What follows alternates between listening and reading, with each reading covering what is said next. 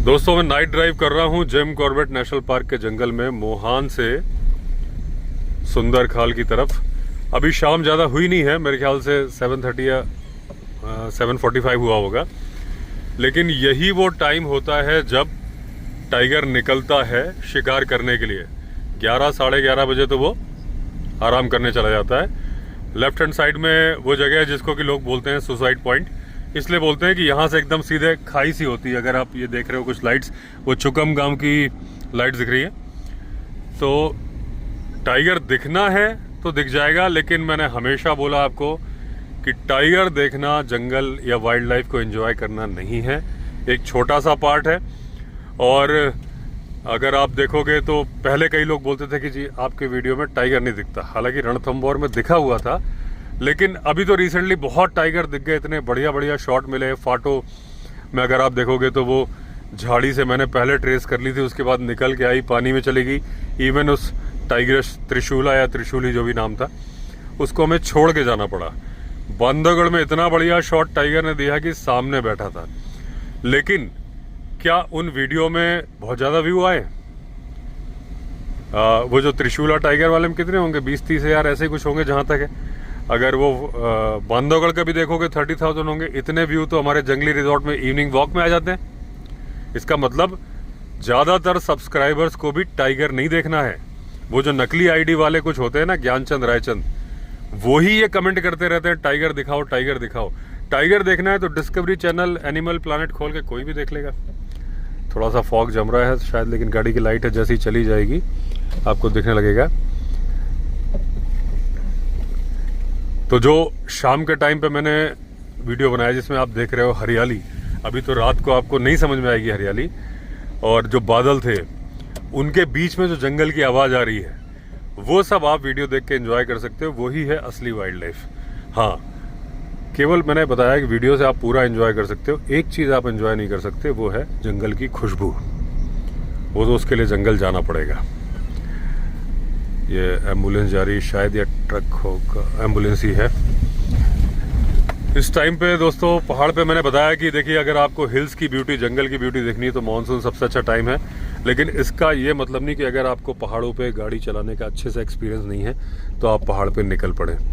क्योंकि दिक्कत क्या होती है मैं आपको बता रहा हूँ। एक तो अगर आप एक्सपीरियंस ड्राइवर है तो आपको अगर एक एक पत्थर गिर रहा है ना, ये खैर उतना पहाड़ नहीं है तो आप इसको प्लेन्स ही मान के चलिए, हल्के हल्के से। हिल्स की स्टार्टिंग है ये Jim Corbett national park. Even हमारा जंगली रिजॉर्ट भी ऐसे ही है, वो प्लेन्स में ही मान लीजिए, वहीं से शिवालिक हिल्स स्टार्ट होती है। लेकिन अगर आप पहाड़ पे ड्राइव कर रहे हो तो एक बार मेरे साथ हुआ था कौसानी से, मैं पूरा कुमाऊं ट्रिप पे गया था बारिश के टाइम पे विद फैमिली। तो उस टाइम पे मेरे पास टाटा इंडिगो थी। तो एक पत्थर मैंने गिरता हुआ दूर से देख लिया, और मैं शायद रानीखेत से लौट रहा था उस टाइम पे, और जिम कॉर्बेट ही आ रहा था। यही रास्ता था, ये जिस रास्ते पे अभी हम चल रहे हैं मोहान से, इसके पीछे जो ये आगे चला जाता है ना रानीखेत की तरफ, उस रूट से ही आ रहा था। तो एक पत्थर छोटा सा गिरता हुआ देख लिया, मैंने ब्रेक मार लिया। उसके बाद थोड़े गिरे, फिर थोड़े गिरे, काफ़ी पत्थर गिरे, करीब 15-20 पत्थर गिरे। इतने बड़े पत्थर थे कि अगर गाड़ी के ऊपर गिर जाते तो छेद कर सकते थे उस पर। तो क्योंकि एक्सपीरियंस मेरे पास है थोड़ा ठीक ठाक, तो मुझे आइडिया लग गया था कि पत्थर गिर रहा है, ब्रेक मार दो। तो ऐसे ही जब लैंडस्लाइड हो रहा था, ये देखिए, ये मेरे ख्याल से धनगढ़ी नाला है। और जब मैं शाम को आया तो इसका वाटर फ्लो अच्छा खासा था, अभी काफ़ी कम हो गया है, लेकिन आप देख रहे हो। तो अगर फ्लो कम है तब तो ठीक है, लेकिन अगर आपको लग रहा है कि गाड़ी के टायर डूब जाएंगे तो इनमें जिसमें कि फ्लो बहुत ज़्यादा होता है, आप क्रॉस मत करो। अगर आप देख रहे हो 2-3 गाड़ियाँ आपकी ही गाड़ी के जैसी क्रॉस कर रही हैं तब तो ठीक है, नहीं तो आप मत करो इनके फ्लो में, क्योंकि इनका फ्लो बहुत तेज होता है। और एक्चुअली ये क्या है, रपटे हैं, रपटे के नीचे ही गहराई होती है। तो जैसे एक टायर नीचे जाता है गाड़ी पलट जाती है।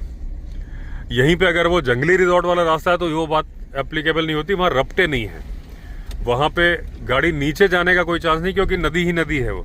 फिर भी अगर वहाँ पे भी फ्लो तेज हो तो ना तो मैं क्रॉस करता हूँ ना आप करिए। लेकिन अगर आपको आइडिया है जंगल और मतलब गाड़ी चलाने का हिल्स पे, तो मानसून में सबसे बढ़िया ब्यूटी होती है। मैं बार बार बोल रहा हूँ, मैं रेकमेंड नहीं कर रहा हूँ कि आपको, वो आपकी मर्जी है, आपने डिसीजन लेना है। लेकिन ब्यूटी तो इसमें कोई शक नहीं कि सबसे सुंदर पहाड़ अगर कभी दिखता है या जंगल कभी दिखता है तो मानसून में दिखता है, क्योंकि बादल भी होते हैं, जंगल की खुशबू भी अलग तरीके की होती है। जंगल में हमेशा खुशबू होती है और हर बार अलग खुशबू होती है। वो खुशबू किस बात से होती है? एक तो फ्रूट्स जो फल लगते हैं, दूसरा जो पत्तियों से इवेपोरेशन होता है, जो पत्तियों पे जैसे सर्दियों में होता है हल्की हल्की सी बूंदें निकल आई पत्तियों पे, वो जब उड़ती हैं तो साथ में स्मेल लेके उड़ती हैं। जैसे हमारी स्किन में मैंने बताया कई बार आपको कि बुखार कैसे उतर जाता है, क्रोसीन खाने से या डोलो खाने से कैसे उतर जाता है, क्योंकि उसका फंक्शन है कि वो ब्लड को आपके स्किन की सरफेस पे ला देती है। पसीना आता है, जब पसीना उड़ता है भाप बन के तो ब्लड की भी हीट खींच लेता है और इसलिए बुखार उतर जाता है। ऐसे ही जब पत्तियों पे बूंदें जमा होती हैं और वो भाप बन के उड़ती हैं तो वो जिस पत्ती पे होती है उसका जो भी नेचर होता है वो खुशबू भी फैल जाती है। तो जिस जंगल में जिस तरह का वेजिटेशन है, जिस तरह के फ्रूट्स हैं, उस तरीके की खुशबू, और हर मौसम में अलग खुशबू। बारिश में अलग, बारिश में मिट्टी की खुशबू आती है। मैंने आपको कई बार बताया जब मैं जंगली रिजॉर्ट के रास्ते में वीडियो बना रहा था कि हाथी कई किलोमीटर दूर से सूंघ लेते हैं पानी, लेकिन साथ में मैंने आपको बताया कि पानी की तो कोई खुशबू ही नहीं होती, स्मेल ही नहीं होती, बू ही नहीं होती, तो फिर वो कैसे सूंघ लेते हैं? तो मैंने आपको बताया था तब भी कि वो मिट्टी जो गीली होती है पानी की वजह से, उसकी जो खुशबू आती है, और उसकी खुशबू भी अलग अलग तरीके की होती है। एक तो हाथी वो सारी खुशबू पहचानते हैं अलग अलग तरीके की। एक तो मिट्टी कभी भी पानी के संपर्क में आएगी उसमें से एक स्मेल आएगी, वो स्मेल होती है केमिकल्स की वजह से। लेकिन जो पहली बारिश की खुशबू आएगी, जिसको हम बोलते हैं मिट्टी की सौंधी सौंधी खुशबू, आप सब पहचानते हो कि जब पहली बारिश होती है तो एक अजीब सी भीनी भीनी से खुशबू आती है, उसको सारे ही पहचानते होंगे। वो खुशबू सिर्फ पहली बारिश में आती है, दूसरी बारिश में नहीं आती। ऐसा क्या कारण है? क्योंकि मिट्टी तो हर बार गीली हो रही है। वो इसलिए होती है कि जो ओजोन लेयर है या इस तरह की जो वो होती है, वो जो हवा में घुली होती हैं पानी के साथ, वो नीचे आ जाते हैं और वो जो स्मेल केमिकल रिएक्शन करते हैं उसकी वजह से वो स्मेल आती है। तो ये बात मेरे दिमाग में कहाँ से आई थी कि अगर आप बारिश में ड्राइव करोगे जंगल में तो मिट्टी की भी स्मेल आ रही होगी और जो वेजिटेशन की तो आ रही होगी, वो अलग ही है। तो आज हमने बारिश का मजा लिया, थोड़ा ट्रैक भी किया। हालांकि टाइम बहुत ज़्यादा नहीं है क्योंकि एक शॉर्ट ट्रिप पे मैं आया था, लेकिन एक अपना रिचुअल है कि भाई जब भी निकलो तो नाइट ड्राइव पे भी निकलो, तो वही निकले हुए हैं। लेकिन नाइट ड्राइव मतलब इसको आप लेट इवनिंग ड्राइव समझो। लेट नाइट तो मैं ड्राइव करता भी नहीं क्योंकि फ़ायदा भी नहीं। मैंने आपको हमेशा बताया कि लेट नाइट में टाइगर नहीं दिखे। ये देखिए यहाँ पे पानी थोड़ा थोड़ा सा गिर रहा है, ये है पनोद नाला। तो और यही टाइम 6-7 बजे के बाद टाइगर के निकलने का टाइम होता है, और जब अगर उसका मन है तो वो कभी भी निकल जाएगा। ऐसा नहीं कि मैं अगर बोलता हूँ कि 11-12 बजे टाइगर सो जाता है तो वो सो ही जाएगा, कभी उसका मन है तो निकल जाएगा। रेयर केस में, जनरली उसको टाइम नहीं मालूम। हालांकि टाइगर के पास टाइम टेबल पूरा होता है, एक बॉडी क्लॉक होती है इनके पास, इनको पूरा टाइम का अंदाजा होता है, चाहे वो हाथी हो चाहे वो हो। लेकिन एक जो रीजन मैं बता रहा हूँ किस वजह से ऐसा होता है कि शाम को अंधेरा हुआ, जो लेट नाइट होते हैं तो डियर वगैरह भी अपनी पोजीशन ले लेते हैं। वो थोड़ा सा ओपन ग्रासलैंड पकड़ के वहाँ पे लेट जाएंगे और जो अपने उनके संतरी है वो ड्यूटी पे लग जाएंगे। बंदर पेड़ पे चढ़ जाएंगे, अपनी ऊंची ऊंची डाल पे चले जाएंगे। तो जो शाम का टाइम होता है 6-7 बजे के आसपास का, वो टाइम ऐसा होता है जब डियर वगैरह चल रहे होते हैं। अगर आपने अभी मतलब इसके पहले मैंने शॉर्ट्स वीडियो और एक वीडियो डाला है, अब पता नहीं इस वीडियो में आएगा किस में आएगा, तो उसमें डियर थे और वो अपने पिछला पैर भी टैप कर रहे थे, जो कि उनका सिग्नल होता है खतरे का आभास। और वो खतरा आदमी को देख के नहीं होता, कार्निवोरस को देख के होता है। तो उस टाइम पे एक्टिव होते हैं क्योंकि डियर वगैरह, इसलिए टाइगर टाइमली निकल पड़ता है।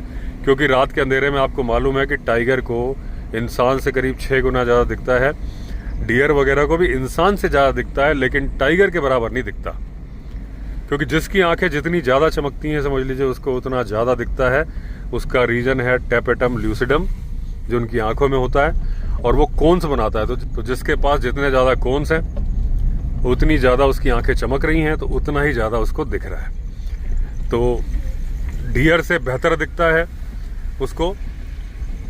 लेकिन टाइगर इसीलिए शाम को निकलता है कि थोड़ा सा उसको शाम वाला एडवांटेज, बाकी उसको रात वाला एडवांटेज, वो पोजीशन भी देख लेता है, कर लेता है। फिर क्या होता है, वो थक जाता है। अगर वो शाम से अटेम्प्ट कर रहा है तो उसको नहीं मिला तो थक जाता है। जैसे अगर आप भी इवनिंग वॉक पे निकले हुए हो, थोड़ी देर बाद थक जाते हो ना, तो वैसे भी टाइगर आलसी जीव है, तो फिर वो आराम करने लगता है। तो इस तरीके से मैं जो आपको बोलता हूँ ना कि टाइगर शाम के, देखो फंस ना जाए, यहाँ पे कीचड़ है, मानिए ना। हाँ, अगला टायर मत उतरना।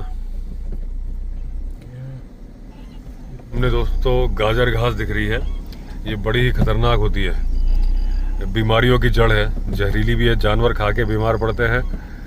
और हालांकि यहाँ पे उत्तराखंड में भांग बहुत मिलती है, लेकिन मध्य प्रदेश में तो गाजर घास इसका गवर्नमेंट चलाती है, गाजर घास का उन्मूलन प्रोग्राम चलाती है, इसको उखाड़ा जाता है। लेकिन जैसे यहाँ पे भांग होती है तो वहाँ पे भांग नहीं होती सड़क के किनारे। तो जो मैं आपको बता रहा था कि वो थक जाता है तो फिर वो आलसी है कि चल भाई मैं सो जाता हूँ, और फिर वो 3 बजे तक आराम कर लेता है, 3-4 बजे तक फिर निकलता है, क्योंकि उसे मालूम है कि वो रात का टाइम भी उसको मिलेगा और दिन का भी मिल जाएगा। जो अर्ली मॉर्निंग का जो जानवरों का निकलने का टाइम है ना, तो वो दोनों टाइम का जो एक वो होता है, बफर टाइम बोलते हैं जो, वो मिल जाता है। इसलिए वो टाइम को चूज़ करता है, इसीलिए लेपर्ड चूज़ करता है। लेपर्ड के बारे में बोला जाता है कि थोड़ा जल्दी निकलता है। और अगर वो टाइगर मैन ईटर बन चुका है, जहाँ पे अभी हम ड्राइव कर रहे हैं सुंदरखाल गांव है, और ये तो मैन ईटर के लिए फेमस था। इसके आगे जहाँ हम जा रहे हैं मोहान, वो भी मैन ईटर के लिए फेमस था। अगर आपने जिम कॉर्बेट की वो जो मेरा स्टोरी चैनल है, विवेक अवस्थी वाइल्ड लाइफ स्टोरीज, उसमें देखा होगा मोहान मैन ईटर की पूरी स्टोरी मैंने अभी रिसेंटली डाली हुई है, एक ही एपिसोड में, वो मेरे ख्याल से 1-2 घंटे की है। तो उस टाइम पे जब जिम कॉर्बेट गए थे ना मोहान मैन ईटर को मारने के लिए, हालांकि मैंने अपने एक वीडियो में, व्लॉग में, अपने इसी चैनल पे वो जगह भी, वो गांव भी दिखाया है, वो स्पॉट भी दिखाया है जहाँ पे जिम कॉर्बेट ने मोहान मैन ईटर को मारा था।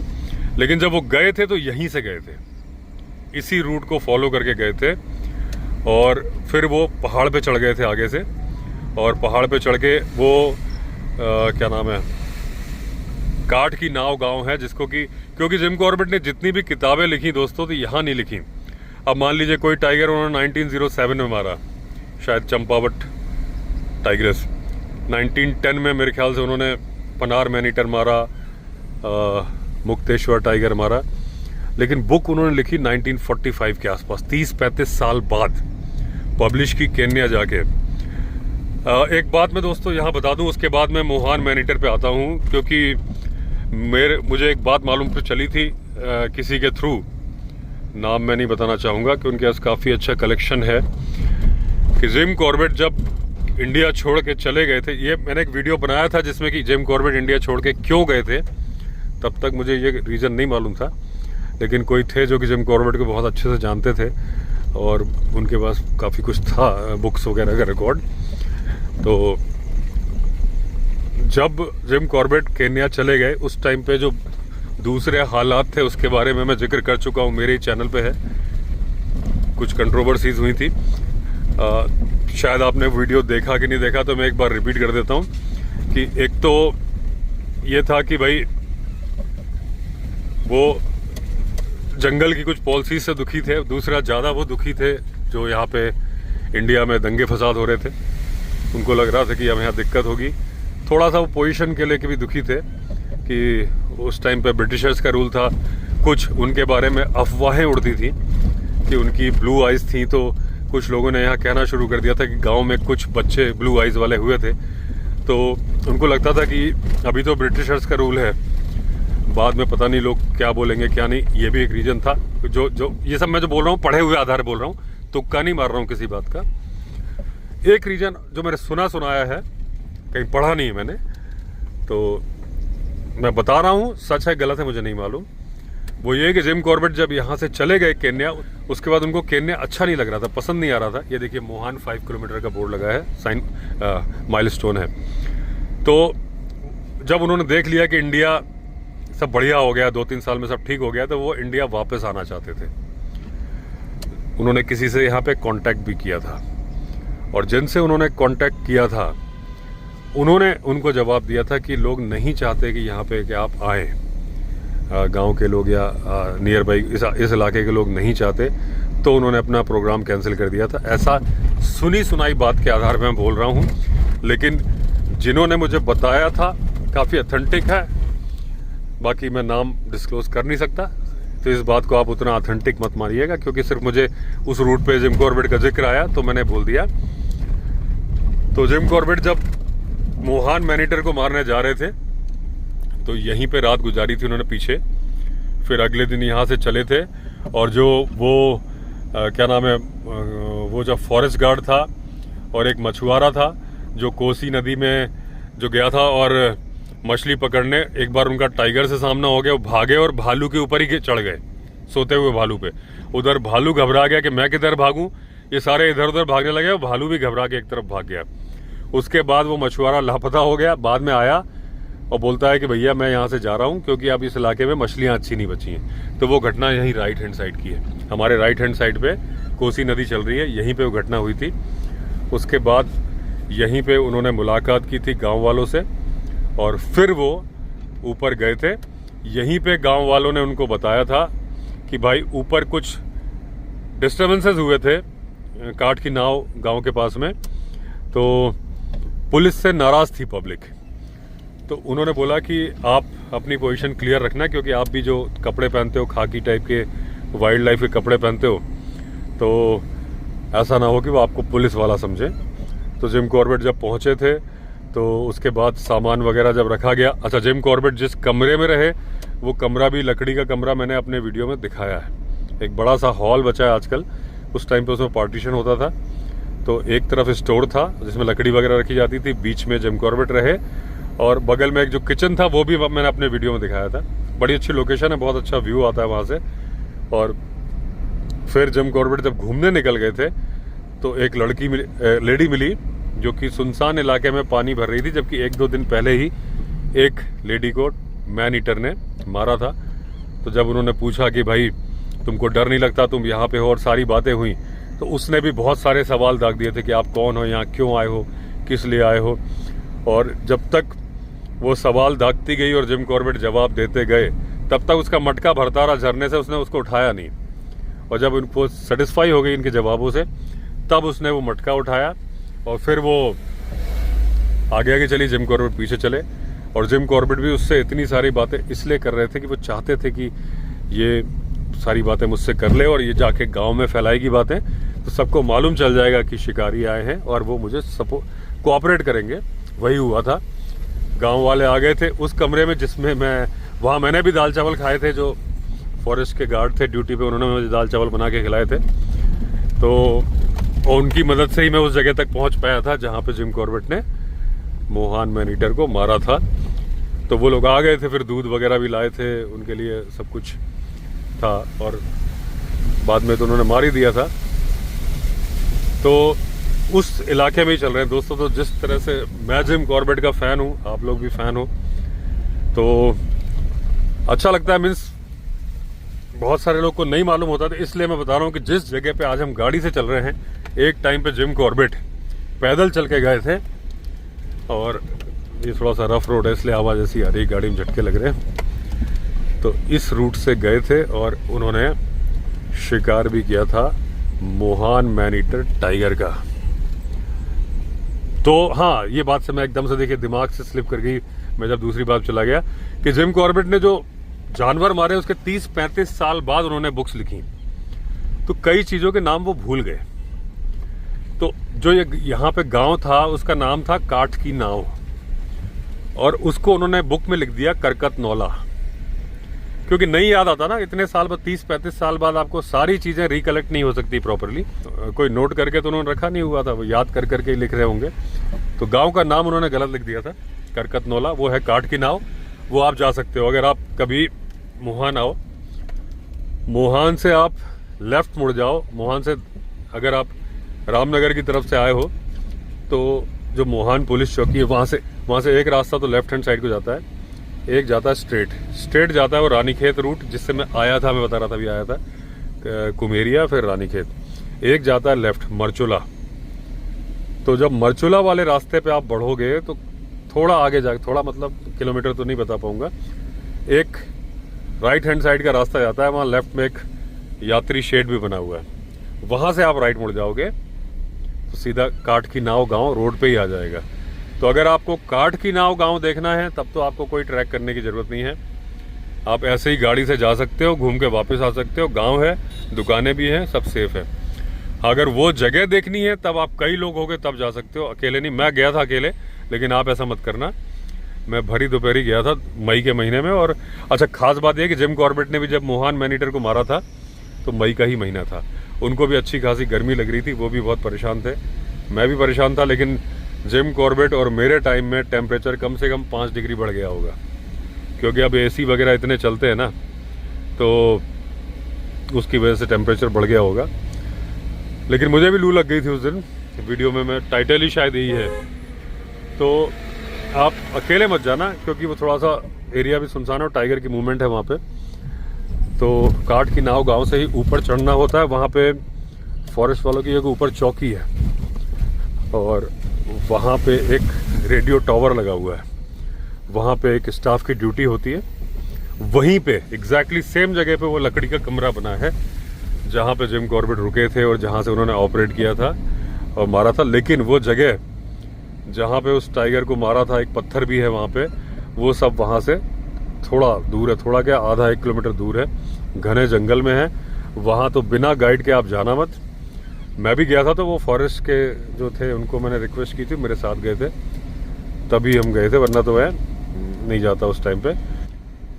आप कितने ही बोलो, देखो खतरा होता है। अगर आपको थोड़ा बहुत आइडिया है टाइगर के बारे में तो आपको पता है चार्ज करने की कंडीशन में आप क्या करोगे तो बचाव हो जाता है। जिसको नहीं पता होता वो लास्ट मोमेंट में हिम्मत छोड़ के भागता है और गलतियां करता है। गलतियां तो लोग सफारी में भी इतनी ज़्यादा करते हैं। अभी रिसेंटली एक वीडियो वायरल हो रहा है कि अफ्रीका में लायन सफारी पे गए एक सज्जन थे, उन्होंने लायन के मेन उसके जो अयाल होते हैं बाल छुए, एक बार छुए ठीक से नहीं आया, दोबारा छू लिए, फिर हाथ ऊपर कर लिया, लायन ने मुड़ के देखा, एक झटके में हाथ पकड़ लेता, हाथ के साथ खींच लेता। ऐसी गलतियां दूसरा कोई वीडियो बना रहा है कभी मत करिए दोस्तों। वाइल्ड लाइफ के साथ खिलवाड़ कभी मत करिए। भले ही आप गाड़ी में हैं, लायन के लिए वो गाड़ी इतनी बड़ी विंडो, गाड़ी की जरूरत ही नहीं है, वो तो एक झटके में हाथ पकड़ लेगा। मतलब ये तो बहुत बड़ी गलती है कि आप लायन को छूने जा रहे हो। ऐसे एक वीडियो मैंने देखा था कि वो इंडिया का ही था, टाइगर सफारी पे जिप्सी पे गए, सामने टाइगर दिख गया, वो जिप्सी से अचानक उतरे वो सज्जन और टाइगर की तरफ वीडियो लेके बढ़ने लगे, एकदम प्रोफेशनल कैमरामैन के स्टाइल में दबा के कि वो बहुत बड़ी फिल्म बना रहे हैं। टाइगर पलटता और नाश्ता लेके चला जाता 1 मिनट में, और दूसरे लोग बोल रहे हैं क्या कर रहे हैं क्या कर रहे हैं, वो आगे बढ़ते जा रहे हैं। मतलब सफारी में जिप्सी खड़ी है, उसी रास्ते में टाइगर आगे जा रहा है, पीछे पीछे जा रहे हैं। ऐसी गलती करना, देखिए धोखे से सामना हो जाए, किसी पे हमला करे जो जंगल में रहता है, उसकी तो मजबूरी है, लेकिन ये आ बैल मुझे मार करना ये बहुत गलत है। आप सफारी पे जाइए, मैंने बार बार बोला है, परफ्यूम मत लगाइए, कपड़े ध्यान से पहनिए कि ग्रीन कलर के या कैमोफ्लेज कपड़े पहनिए, अट्रैक्टिव कलर के मत पहनिए। हालांकि ज़्यादातर जानवर कलर ब्लाइंड होते हैं, लेकिन जो कलर ब्लाइंड होते हैं वो सारे कलर ब्लाइंड नहीं, सारे कलर्स के लिए ब्लाइंड नहीं होते।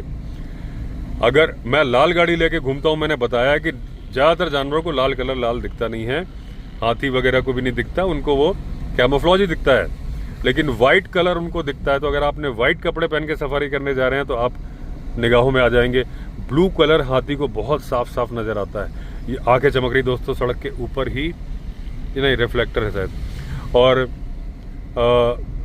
येलो कलर बहुत अच्छे से दिखता है जानवरों को, ऑरेंज कलर मत पहनिए।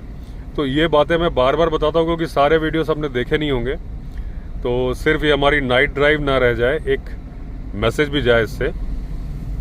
परफ्यूम बिल्कुल मत लगाइए, जानवर भी दिखने के चांसेस कम हो जाएंगे, दूर चला जाएगा, मधुमक्खी का हमला होगा, आपके ऊपर ही अटैक करेगी, और वो खुशबू, फूलों की खुशबू समझ के नहीं आएगी, केमिकल के रिएक्शन से उसको बहुत ज़्यादा दिक्कत होती है। ये बात सबसे पहले मैंने अपने वीडियो में बताई थी, अगर आप देखोगे 2022 में सितंबर के आसपास बताई थी मैंने किसी वीडियो में। मैं ये नहीं कहता सबसे पहले मैंने बताई थी, लेकिन मैंने किसी वीडियो में नहीं देखा था, आप किसी भी वीडियो की टाइमिंग मिला के देख लेना तो आपको आइडिया लग जाएगा किसने पहले बताई थी। तो यहीं से राइट लेना। तो मैंने किस आधार पे बताई थी, क्योंकि कैंसर सेल की पहचान करने के लिए मधुमक्खी का इस्तेमाल किया जाता है। और अगर चाहो तो आगे से भी घुमा के ला सकते हो, नहीं आगे से भी ला सकते हो, घुमा आगे काफ़ी चौड़ी जगह है। तो कैंसर सेल की पहचान, क्योंकि कैंसर सेल से स्मेल आती है, तो मधुमक्खी का इस्तेमाल किया जाता है। उस आधार पे मैंने जब पढ़ा था तब आगे बहुत दुकानें हैं, तो उसलिए तो जो स्मेल आ रही होती है, देखिए मधुमक्खी की स्मेलिंग पावर बहुत ज़्यादा है। वो फूलों में और केमिकल में फ़र्क बहुत अच्छे से करना जानती है। तो मधुमक्खी जब आपके ऊपर अटैक करती है तो इसलिए नहीं करती कि वो फूल से रस चूसने आ रही है, उसको इरिटेट करती है वो स्मेल बहुत ज़्यादा। उसको अच्छे से मालूम है कि ये फूल नहीं है, दिखता भी है उसे, आपकी स्किन को जब काट रही है वह फूल नहीं है, तो उसको वो केमिकल की स्मेल जो परफ्यूम की होती है उसको बहुत अच्छे से पहचान जाती है। तो उसको स्मेलिंग पावर ज़्यादा होने की वजह से जब वो अटैक करती है तो 5 आदमी में से जिसने परफ्यूम लगाया उसके ऊपर। तो दोस्तों इसलिए मैंने बताया था मधुमक्खी। तो आपको यही है कि भाई आप परफ्यूम लगा के मत जाओ, कपड़े बिल्कुल वो कैमोफ्लेज पहनो। भाई आप सफारी करने जा रहे हो, आपको मज़ा भी तभी ज़्यादा आएगा जब आप बिल्कुल प्रिपेयर होके जाओ। आप किसी पार्टी में जाते हो, देखिए अगर उसमें थीम होती है कि भाई ये पहनो, तो आप कितने खुशी खुशी वो थीम पहनते हो कि आज ये थीम है, आज रेड कलर की थीम है तो सारे लोग रेड कपड़े पहनेंगे या ब्लू पहनेंगे, जो भी है। तो आप वाइल्ड लाइफ को भी थीम के आधार पर जाओ ना, कि अपने बच्चों को भी वैसे कपड़े पहनाओ, आगे खुद भी वैसे कपड़े पहनो, और जैसे कैप वगैरह खरीद लो, तो बिल्कुल प्रिपेयर होके जाओ। और वाइल्ड लाइफ को जब फॉलो करोगे तो आपको और अच्छा लगेगा यार। बिल्कुल जैसे हम पूजा में जाते हैं तो कुर्ता पजामा पहन के, मतलब हम उस थीम को फॉलो करते हैं, तो वाइल्ड लाइफ में वही थीम फॉलो करें, वाइल्ड लाइफ वाली। ऐसी गलती तो कभी मत करो कि नीचे टाइगर या लायन बैठा है तो आप उसको छूने की कोशिश कर रहे हो। और मैंने पहले बताया कि आप उस जानवर को चिढ़ा दोगे आगे, और वो जानवर चिढ़ के हो सकता है आप निकल जाओ, दूसरा भला मानस जो कि जिसका कोई कसूर नहीं है वो लपेटे में आ जाएगा, क्योंकि वो बाद में आया और जानवर तो बोल रहा भाई इसी के जैसे एक इंसान ने मुझे परेशान किया था, भाई मैं इसको निपटा देता हूं। तो यही सब बातें थी दोस्तों।